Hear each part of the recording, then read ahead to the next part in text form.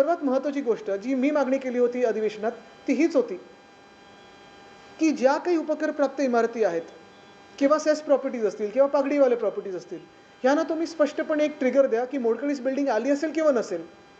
पण 60 वर्षाची एकदा बिल्डिंग झाली, तर पुनर्विकासाची संधी पहिली जागा मालकाला आणि मग तिकडच्या टेनंट्सना हे तुम्ही शक्य करून द्या.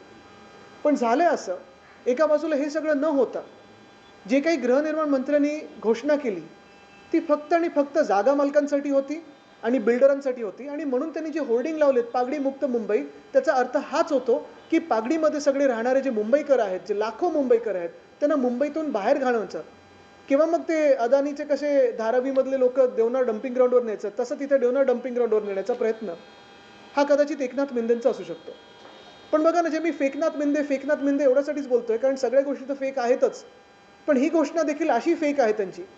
त्यांची घोषणा काय जर मी नीट ऐकलं असेल आणि तुम्ही पण नीट ऐका, ते त्यांच्या स्क्रीन व्हिडिओग्राफ पण आहे. त्यांनी सांगितलं आहे, की पुनर्विकासासाठी पागडीच्या आम्ही म्हणजे ते भाजप आणि मिंदे हे नवीन धोरण आणत आहेत आणि त्या धोरणाप्रमाणे जे तिथे राहतात, जे टेनंट्स आहेत, जेवढी जागा त्यांची आत्ता आहे तेवढीच जागा निश्चित केली जाईल. म्हणजे जर तुम्ही 10 बाय 10च्या खोलीत राहत असाल, जो काही पुनर्विकास स्वतः करता त्याच्याप्रमाणे 500 square foot, 560 square foot, 700 square foot, कोणा 300 स्क्वेअर फूट, जे काही तुम्ही ठरवता ते होतं. पण मिंदेंच्या घोषणेप्रमाणे आणि ह्या धोरणाप्रमाणे तुम्हाला जेवढी जागा आहे आत्ता, तीच सुनिश्चित करून तेवढीच जागा तुम्हाला मिळेल. पण जागा मालकांनी अधिक ठिकाणी आपण पाहाल, जास्ती करून ठिकाणी जागा मालकांची आता जे काही राईट्स आहेत ते बिल्डरांनी घेतलेत. त्यांना वाढीव FSI मिळणार, TDR मिळणार, अजून कॉम्पेन्सेटरी काहीतरी मिळणार, इन्सेंटिव्ह मिळणार, बेनिफिट मिळणार. म्हणजे नेमकं तुम्ही कोणाचं सरकार आहात? ह्या जागा मालकांची लॉबी तुमच्या सरकारमध्ये काही फंडिंग काहीच केले का त्यांनी किंवा काही वेगळ्या मार्गाने घुसलेत का?